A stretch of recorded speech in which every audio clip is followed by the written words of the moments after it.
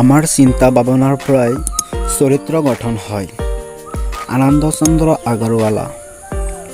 অহিংসা আৰু প্ৰেমৰ পথ অনুসন্ধান কৰিলে শান্তি আহিব। মহাবীৰ। মোক তেজ দিয়া, মই তোমাক স্বাধীনতা দিম। নেতাজী সুভাষ চন্দ্ৰ বসু। এজন অবিশ্বাসী বন্ধুতকৈ এজন বিশ্বাসী শত্ৰুই ভাল। নেপোলিয়ান। শিক্ষাৰ গাই শিপাডাল বৰ তিতা, কিন্তু ইয়াৰ ফল বৰ মিঠা। এৰিষ্টটল। কাৰো অন্যায় নকৰিবা, মিছা কথা নকবা, হিংসা নকৰিবা। বুদ্ধদেৱ। বেদনাই হ'ল প্ৰেমৰ সৰ্বোচ্চ উপহাৰ। কবিগুৰু ৰবীন্দ্ৰনাথ ঠাকুৰ। অন্ন বস্ত্ৰ ঈশ্বৰ প্ৰাপ্তিৰ বস্তু নহয়, ভক্তিয়েই একমাত্ৰ পথ। শংকৰদেৱ।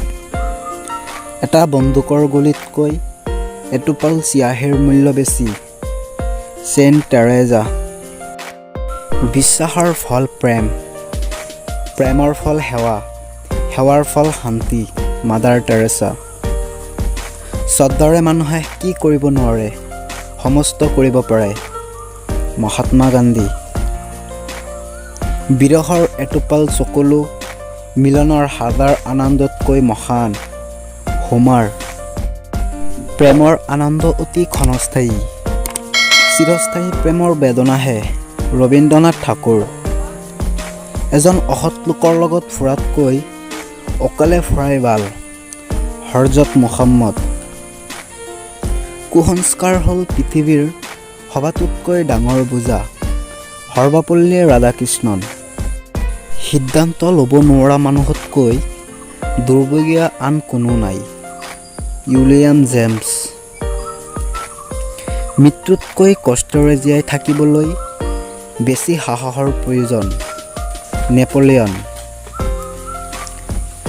যি চাকি নিজে নজ্বলে আনক জ্বলাব কেনেকৈ। সৰ্বপল্লী ৰাধাকৃষ্ণন।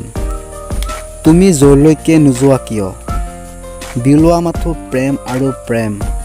Mother Teresa. ভালদৰে জীৱন যাপন কৰিব বিচাৰিছা যদি সত্যক আঁকোৱালি লোৱা। প্লেটো।